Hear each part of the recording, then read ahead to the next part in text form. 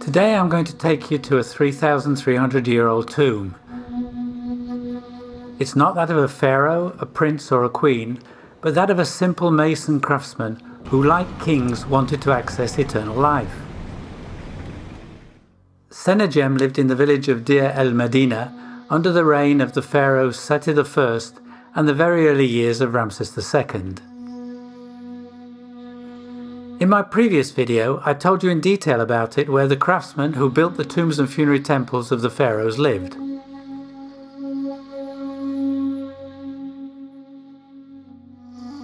I have taken my references from the OsirisNet.net website, which studies the tombs in ancient Egypt. You will find much more detail there than I can give you here.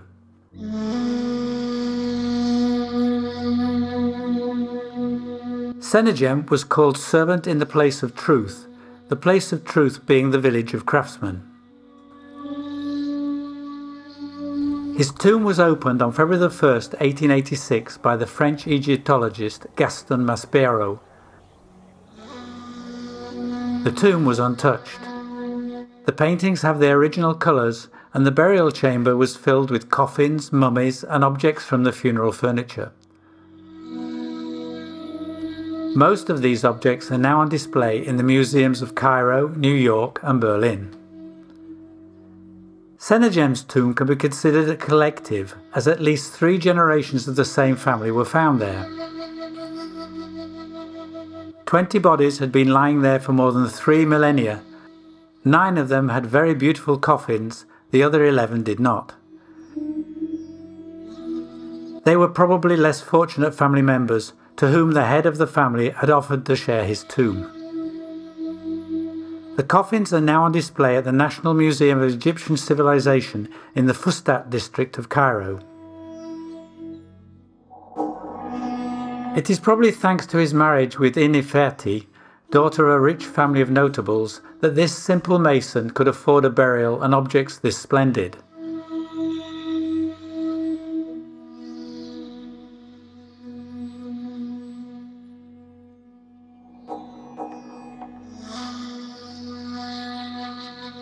In 2019, the coffins were opened, the linens and strips removed, and the wonderfully well-preserved SENNEDJEM mummy appeared.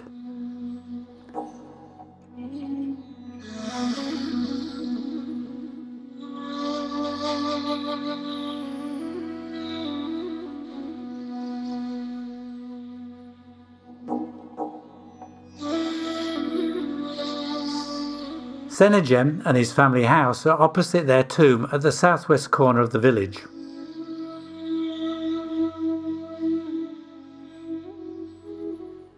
Here we are about to enter into the TT1 tomb. It's the tomb of SENNEDJEM, although for some unknown reason the name of SENNEDJEM is written on the entrance.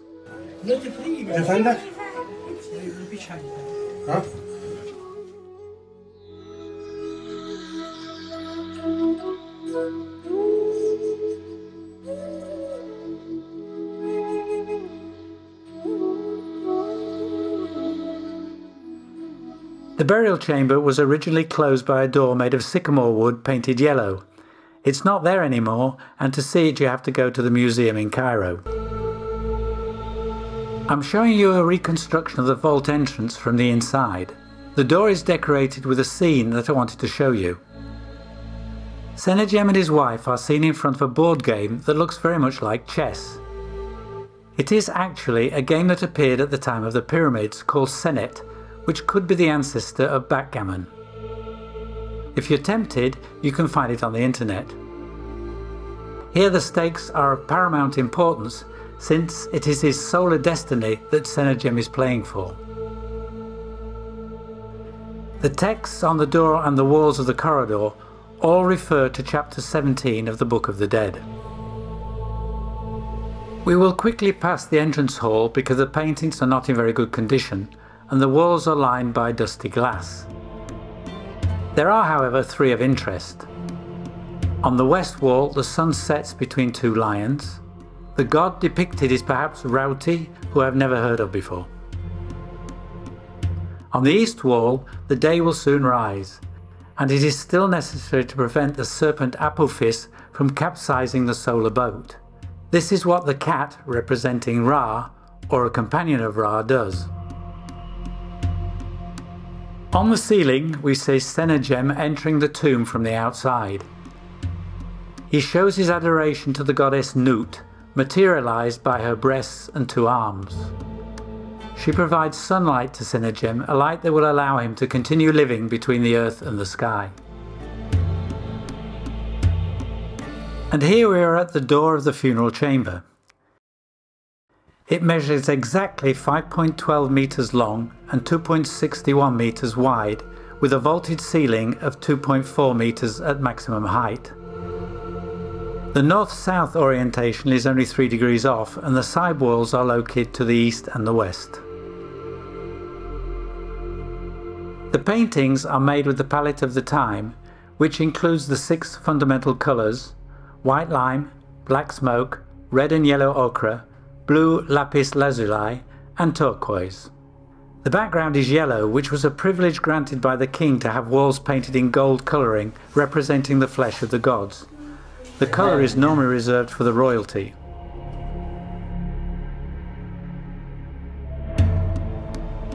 The decoration is designed as a Nubian domed coffin. The vault has panels or boxes separated by longitudinal and transverse bands. These bands are reminiscent of those with protective text that surround the body of a mummy or its coffin. Here too the paintings are protected by glass, which distorts a little the visual experience, and especially the rendering of the photos and videos. The 2.60 meter width of the vault does not help either.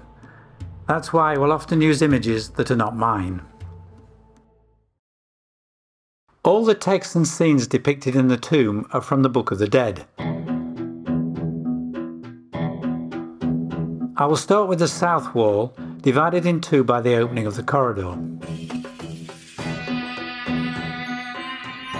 In chapters 144 to 147 of the Book of the Dead, it is said that 21 gates, all guarded by armed genii with knives, will close the entrance to the kingdom of Osiris. Generally, only 10 are represented, probably due to lack of space. SENNEDJEM and Ineferti will have to pass the first test by giving the names of each door and its guard. The same formula is repeated in front of each of the 21 gates of the House of Osiris. SENNEDJEM is surrounded by 4 columns of text proclaiming allegiance to Osiris. Ineferti's prayer is also addressed to Osiris. Let's now look at the lower register. We will examine it along the entire length of the south wall because it is a unique scene showing the participation in the funeral banquet. On the east side, the descendants of SENNEDJEM and the collateral lineage, more or less close to the entrance according to the kinship. They come from the world of the living, bringing their offerings. The names are written in the text above. The 4 seated figures are 3 sons of SENNEDJEM and the daughter-in-law.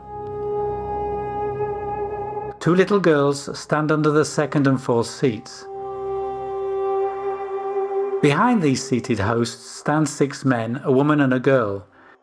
They bring in gifts of natural products and gifts from the Nile. The girl who finishes the parade is not named. On the west side are the ascendants, placed here because they are supposed to be dead before the previous ones. Seated participants are all represented in their ceremonial costumes. The beginning of the scene is near the entrance. A servant places the ointment, represented by a cone, on the head of SENNEDJEM's eldest son, accompanied by his 2 wives.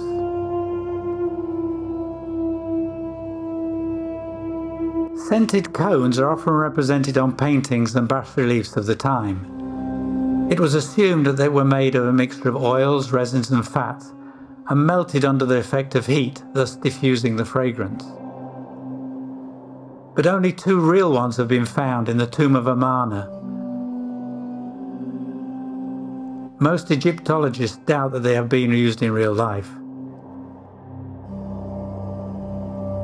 In the middle, another Rama represents a wind-blown veil symbolizing the breath of life before the faces of Tiro and his wife Taya. With the other hand, he makes a libation of water by means of the Nemset vase. Finally, the main couple are shown larger. Before them stands one of their sons, draped with the panther skin of the priest Sem.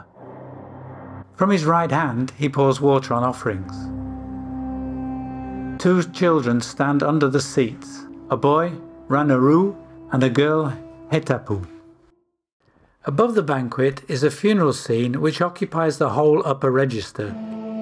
It's probably a reproduction of a ceremony that was held in the courtyard of the chapel before the burial.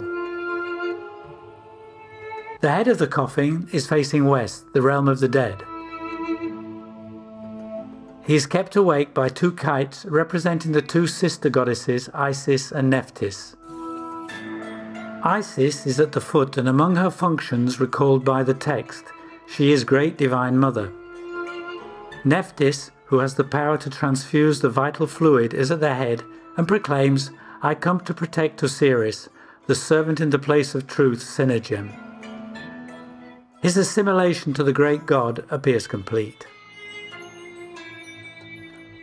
This scene is inseparable from that of the revival of the mummy by Anubis, which is located opposite on the north wall. These two scenes are complementary because the god and the two goddesses act together to bring Osiris Sennejem back to life. Anubis, by his magic, warms the heart of the mummy, which starts beating again. During the actual ceremony, the priest wears a canid head mask, playing the role of the god. All around is inscribed the long text of chapter 1 of the Book of the Dead, which asks for the exit on the day after the burial. Due to lack of space, the scribe could not write the whole chapter, which stops in the middle of a sentence. The rest of the north wall is about the presentation of Sennejem to Osiris, guided by Anubis. 3 sections can be distinguished, each of which is approximately equal in size. It starts at the northeast corner. It shows Sennejem after he passed the test of weighing the heart.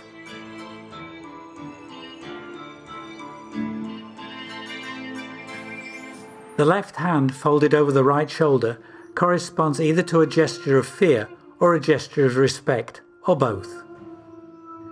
His right hand is held by Anubis, who assumes his dual role as protector and the opener of the paths to the afterlife.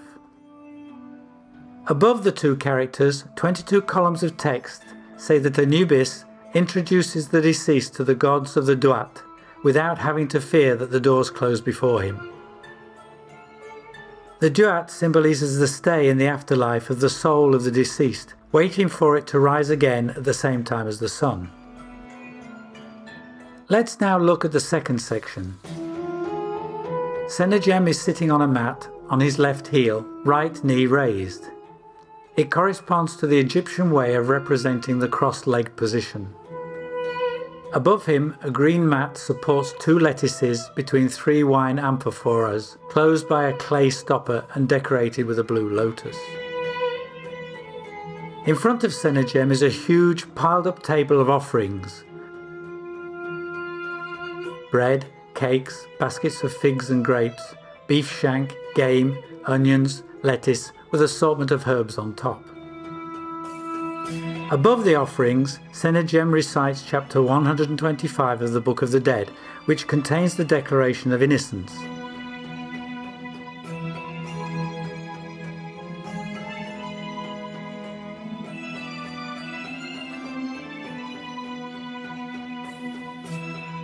Thus, the deceased can separate himself from his faults, purifying himself.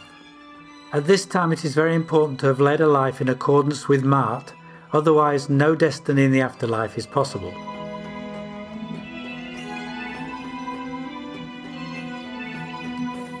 Finally, let's look at Sennejem's wig. It is now streaked with white strands, a sign of time that has passed or intense fear. We don't really know what it means. In the last section, we see Osiris in a beautiful coloured kiosk, which stands out against a white background. The roof is supported by 4 columns, but only 2 are shown. They imitate sheaves of papyrus stems tied at the top by red and white ribbons. Their composite capital overlays the 4 flowers that symbolise the 4 great regions of the kingdom. The papyrus of Lower Egypt, framed by 2 oyari with a solar disk, the Upper Egyptian lily, the blue lotus of the Aswan cataract, and the pink lotus of Nubia. In the kiosk, Osiris is standing, which is quite rare, on a blue matte sign surrounded by yellow. The rest is consistent with his normal representation. On both sides of his Atef crown, 2 Ujet eyes symbolise the god revived. On the floor of the pavilion you can see 2 strange objects that I can't remember seeing before. Egyptologists call them Inuit fetish, which consists of a vase from which a stake emerges. Around it is attached a bag of animal skin whose head and hind legs have been cut off. The forelegs are attached to the stake. The end of the skin is extended into a kind of corkscrew ending with an open lotus flower. I have found several different interpretations as to the meaning and use of this object, but all agree that it symbolises the mysteries of gestation. Let's now turn to the east wall. In the centrum is the solar boat, which sails from north to south. It is greeted by 2 cynocephali, most certainly baboons. The baboons' loud cries of territorial affirmation at the dawn have been equated to greetings by the Egyptians. The swallow perched on the boat is a symbol of regeneration, a messenger and companion to the sun during its journey. A falcon-headed solar god sitting in the centre of the boat with a huge disc on top. It is named in the text Ra Hoaki Atum, Lord of the 2 lands of Heliopolis, Keperhe. Thus are associated the different phases of the solar life: Kepri, the rising sun, Ra, the sun at its zenith, and Atum, the setting sun. Before him we see a strange sign. It is the Shem sign, which represents the following of Horus, that is to say the blessed dead, of which SENNEDJEM obviously wishes to be part. We are now in front of the best known painting from SENNEDJEM's tomb. The Fields of Ayalu, meaning Fields of the Afterworld, which illustrate chapter 110 of the Book of the Dead, whose original name was Speech to Come Out into the Day, or Speech to Come Out into the Light. This is the meaning of the painting, the equivalent of paradise in ancient Egypt. The world is both underground, earthly and heavenly. After passing all the trials of death, each deceased will lead a peaceful existence as on earth.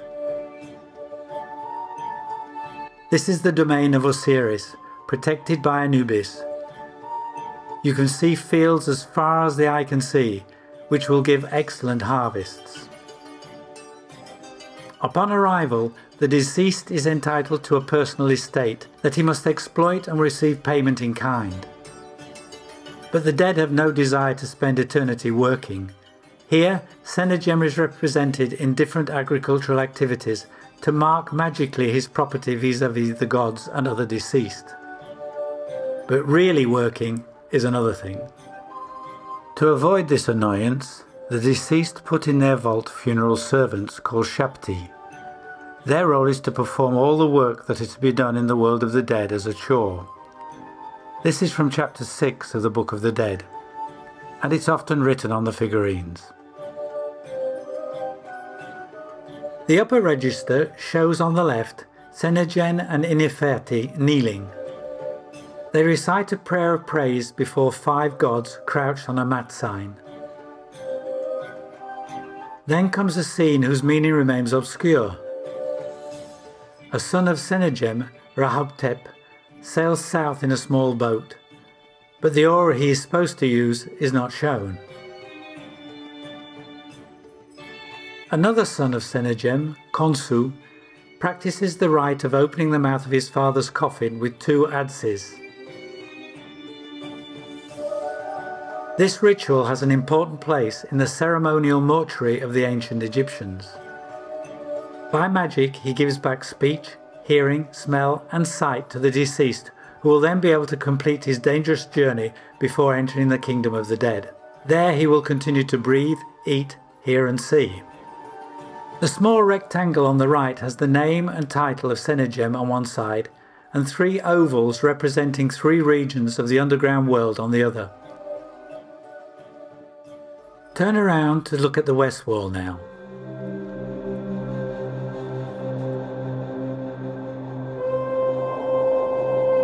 In the centre, a white pedestal on which is placed a canopic vase or a nemset vase surrounded by 2 interlaced lotus. Above, another vase surmounted by 3 wavy lines representing the Noon, the primordial ocean from which the world emerged. Higher, the hieroglyphic Shen, the rope tied to form an uninterrupted circle, symbol of completeness, infinity and protection. 2 Ujjat eyes, with the line below missing, frame it.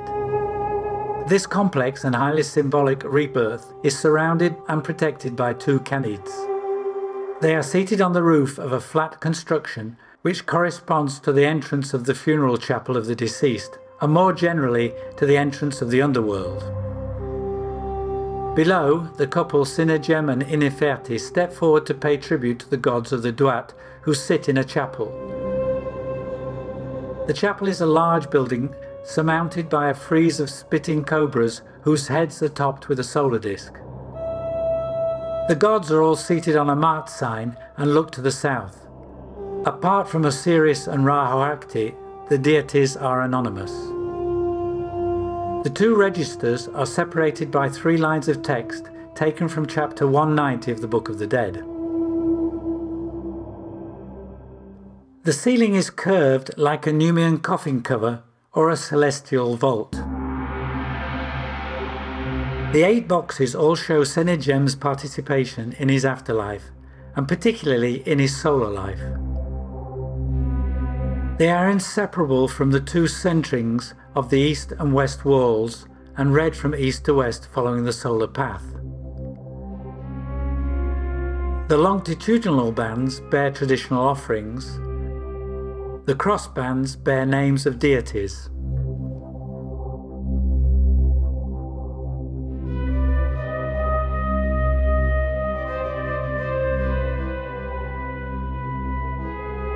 The scene of the first box is taken from chapter 109 of the Book of the Dead. The new sun is reborn on the horizon in the form of a small calf. On its back it carries SENNEDJEM, who participates in the rebirth of the sun. He is regenerated as shown by its green colour. A large red sun announces the sun at its zenith, symbolised by the presence of Ra-Hoakti Atum.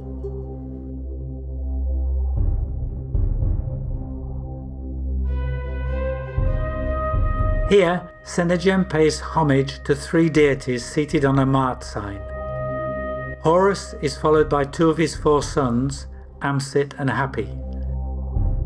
The text is addressed to all gods of truth.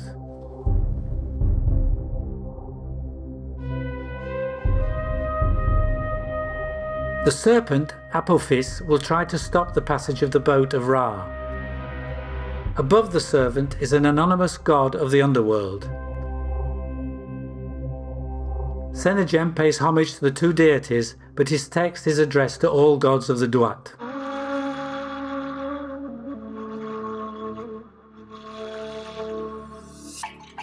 We are now almost in the west. SENNEDJEM pays homage to 3 seated gods. Tot, the god of unlimited knowledge, Sia, the god of perception, who accompanies Ra in his boat, and Atum, the great creator. The text is a praise to Tot.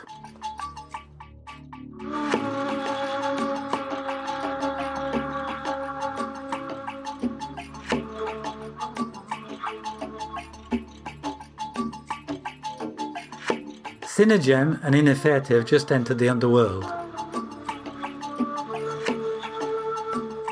In festive costume, they drink the water that is poured by the goddess Nut.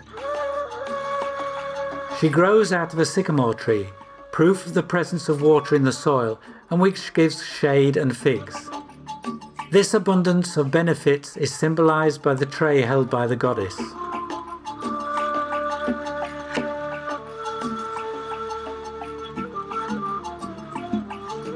The two spouses greet a group of 5 genii.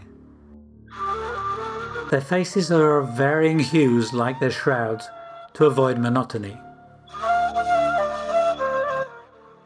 Above them, 7 yellow stars.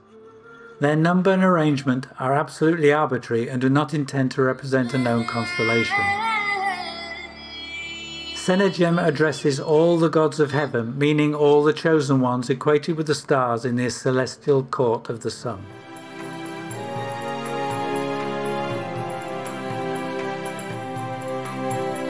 Ra Horakti Atum is standing on his boat sailing west to east on the underground Nile. Before Ra stands the bird Bennu, a demoiselle crane with colourful plumage wearing the Atef crown, symbol of paternity of all gods. Behind Ra is a row of 5 men whose legend says the gods of the great Ennead are in the boat.